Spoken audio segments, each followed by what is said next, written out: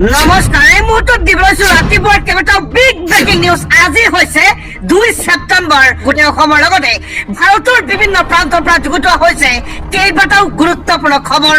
মুখ্যমন্ত্ৰী হিমন্ত বিশ্ব শৰ্মা হিন্দু আৰু মুছলমান উভয়ে বহুত কেইটা বিস্ফোৰক মন্তব্য কৰা দেখা যায়। হয়, আমাৰ প্ৰথমটো খবৰে ৰাজ্যবাসীৰ বাবে বহুতে গুৰুত্বপূৰ্ণ আৰু এনেবোৰ গুৰুত্বপূৰ্ণ খবৰ নিতেও পাই থাকিবলৈ আমাৰ এই চেনেলটো ছাবস্ক্ৰাইব কৰিব আৰু আজিৰ এই ভিডিঅ'টিত এটা লাইক নিশ্চয় কৰিব। হাইড্ৰোজেন বোমাৰ বাবে সাজু থাকক বিজেপি। দেশবাসীয়ে জানিব কিদৰে হৈছিল ভোট চুৰি। পুনৰবাৰ বিজেপিৰ বিৰুদ্ধে মহা বিস্ফোৰণ ৰাহুল গান্ধীৰ। এইবাৰ বিজেপিক হাইড্ৰোজেন বোমাৰ ভাবুকি দিছে ৰাহুল গান্ধীয়ে। হাইড্ৰোজেন বোমাৰ বাবে সাজু থাকক ভাৰতীয় জনতা পাৰ্টি, হুংকাৰ প্ৰদান কৰিছে ৰাহুলে। ৰাইজৰ সন্মুখত ধৰা পৰিব ভাৰতীয় জনতা পাৰ্টিৰ ভোট চুৰিৰ প্ৰতিটো তথ্য। সমগ্ৰ ভাৰতবাসীয়ে জানিব কিদৰে ভোট চুৰি কৰিছিল ভাৰতীয় জনতা পাৰ্টি আৰু নিৰ্বাচন আয়োগে। ভোটাৰ অধিকাৰ যাত্ৰাৰ শেষৰ দিনাই ৰাহুল গান্ধীৰ এই মহা বিস্ফোৰণ বিজেপিৰ বিৰুদ্ধে। কৰ্ণাটকৰ এখন বিধানসভা আসনতেই আছে 1 লাখতকৈও অধিক ভুৱা ভোটাৰ। ভুৱা ভোটাৰৰ জৰিয়তে নিৰ্বাচন জয়ী হৈ ভাৰতীয় জনতা পাৰ্টিয়ে পুনৰবাৰ মহা বিস্ফোৰণ ৰাহুলৰ। আপোনালোকৰ মাটি, ৰেচন কাৰ্ড সকলো আদানীক দিব ভাৰতীয় জনতা পাৰ্টিয়ে। এইবাৰ বিজেপিক হাইড্ৰোজেন বোমাৰ ভাবুকি দিছে কংগ্ৰেছৰ যুৱৰাজ তথা বিৰোধী দলপতি ৰাহুল গান্ধীয়ে। আৰু মাত্ৰ কেইটামান দিনৰ ভিতৰতে সমগ্ৰ ভাৰতবাসীয়ে জানিব কিদৰে ভোট চুৰি কৰিছিল ভাৰতীয় জনতা পাৰ্টি আৰু নিৰ্বাচন আয়োগে। মহা বিস্ফোৰণ কংগ্ৰেছ যুৱৰাজ ৰাহুল গান্ধীৰ। আন এটা অতিকৈ গুৰুত্বপূৰ্ণ খবৰ, গোৱালপাৰাত উচ্ছেদিতৰ শিবিৰত হাহাকাৰ পৰিস্থিতি। গোৱালপাৰাত সংঘটিত হৈছে ভয়ংকৰ ঘটনা। তাজিম খান নামৰ বৃদ্ধাৰ সৈতে কৰুণ ঘটনা সংঘটিত হৈছে। অত্যাধিক গৰম সহিব নোৱাৰি মৃত্যু হৈছে বৃদ্ধাজনৰ। উচ্ছেদত ঘৰ হেৰুৱাই ত্ৰিপালৰ তলত দিন কটাইছিল বৃদ্ধজনে। আল ছালাম হাস্পতালৰ কাষত শিবিৰ আছিল তাজিম খাৰ। হাছিলা বিলৰ উচ্ছেদিতই আশ্ৰয় লৈ আছিল ত্ৰিপালৰ তলত। উচ্ছেদিতই নিজৰ ঘৰ হেৰুৱাই মানসিকভাৱে অসুস্থ হৈ পৰিছিল।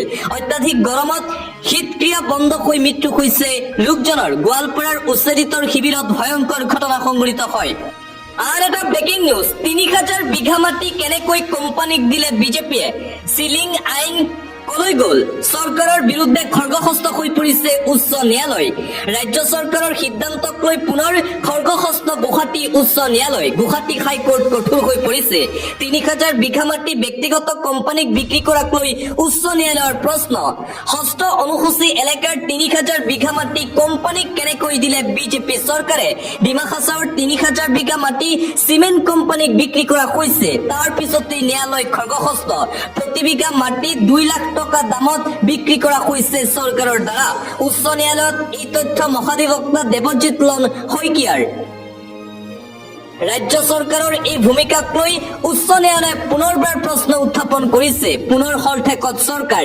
কেনেকৈ কোম্পানীয়ে কিনিব পাৰে 3000 বিঘা মাটি, প্ৰশ্ন কৰিছে ন্যায়ালয়ে। চিলিং আইন কলৈ গ'ল বুলি গুৱাহাটী উচ্চ ন্যায়ালয়ৰ ফালৰ পৰা প্ৰশ্ন উত্থাপন কৰা হৈছে। বুধবাৰে সবিশেষ শপতনামা দাখিলৰ নিৰ্দেশ। পৰৱৰ্তী খবৰ, মুখ্যমন্ত্ৰী হিমন্ত বিশ্ব শৰ্মাই থলুৱাৰ কথা কৈ থাকে, কিন্তু 6 জনগোষ্ঠীৰ জনজাতিকৰণ কিয় কৰা নাই? মুকলি প্ৰত্যাহ্বান ৰকিবুল হুছেইনৰ। মুখ্যমন্ত্ৰীয়ে সভা সমিতিয়ে কেৱল থলুৱা বুলি কথা কৈ থাকে, কিন্তু থলুৱাৰ বাবে কি কৰিছে মুখ্যমন্ত্ৰীয়ে?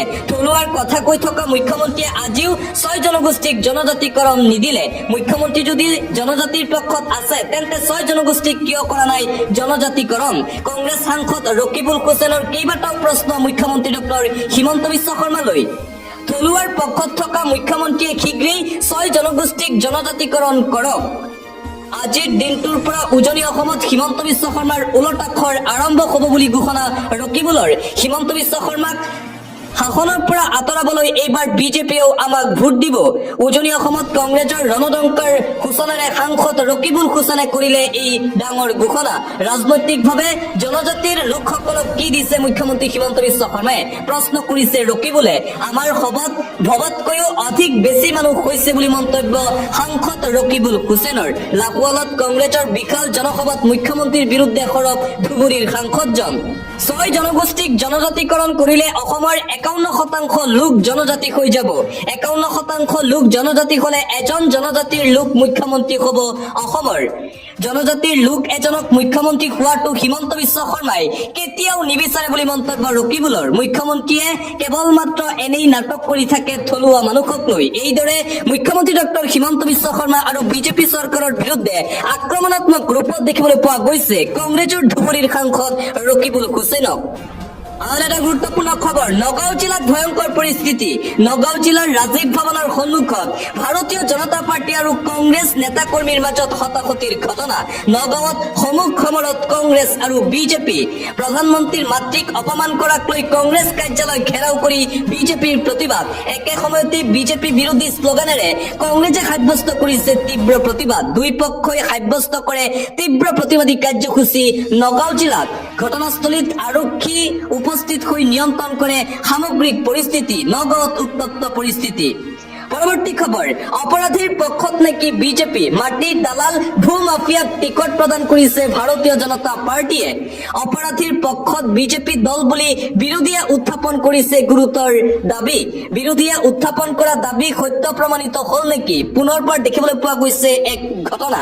বিটিআৰ নিৰ্বাচনত দাগী অপৰাধীক ভাৰতীয় জনতা পাৰ্টীৰ প্ৰাৰ্থিত্ব প্ৰদান কৰা হৈছে। আৰক্ষীয়ে গুলীওৱা দাগী অপৰাধীলৈও প্ৰাৰ্থিত্বৰ টিকট বিজেপিৰ।